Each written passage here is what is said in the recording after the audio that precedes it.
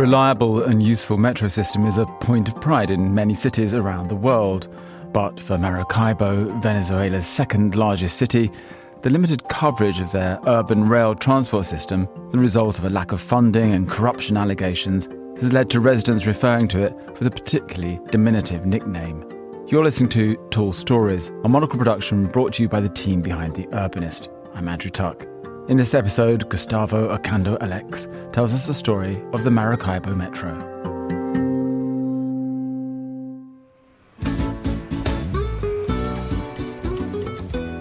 Maracaibo, a city in Venezuela nicknamed the Land of the Beloved Sun, is known for several characteristics that make it peculiar in this South American country. Its hot temperatures, the oil wealth that hides under its lake, one of the largest bodies of water in the Americas, the largest population in the nation, and it is also famous for the spicy humor of its citizens. Part of that comical spark of its inhabitants is what led many of them to colloquially rename its metro system, inaugurated 32 years ago, and which has a single line, 8 kilometers in length, with only 6 stations.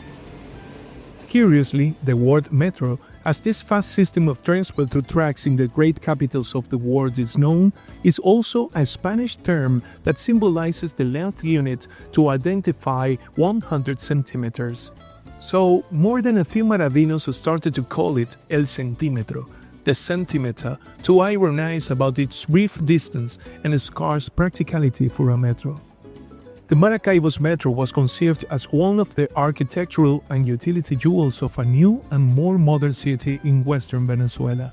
German-made wagons of the M1 model were built for it, which was interpreted as a major step towards excellency. The oil bonanza that Venezuela experienced in the early years of this century made it possible to materialize what was thought to be the first of many phases of this great infrastructure project, which would facilitate the daily social mobility in a city marked by trade and businesses that even involved transnational companies. However, deputies denounced million-dollar corruption scandals in the local and national parliaments as the metro advanced in its construction. Residents also criticized that the metro, built at ground level in its fill stations, split in half the Savaneta Avenue, from where its wagons start to move in a straight line to downtown Maracaibo. Nowadays, with no oil bonanza and after a prolonged economic crisis, with no mention of its possible expansion at sight, the Maracaibo Metro is far from flourishing. It operates on a limited schedule of 12 hours a day and with a bus system that complements the routes where it was imagined its modern and comfortable cars would circulate. Miguel Ramirez, the general who presides over the Maracaibo Metro, says that U.S. economic sanctions have prohibited the purchase of German spare parts. But according to his office, the metro service of the large and warm city in western Venezuela is no less efficient, safe, and of high quality.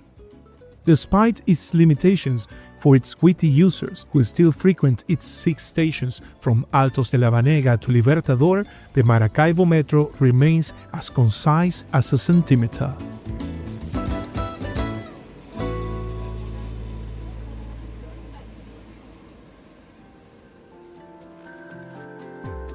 Tall Stories is a Monocle production from the team behind The Urbanist, and this episode was written by Gustavo Ocando Alex and produced and edited by David Stevens. Be sure to subscribe to the podcast to receive new episodes every week. I'm Andrew Tuck. Goodbye, and thanks for listening, city lovers.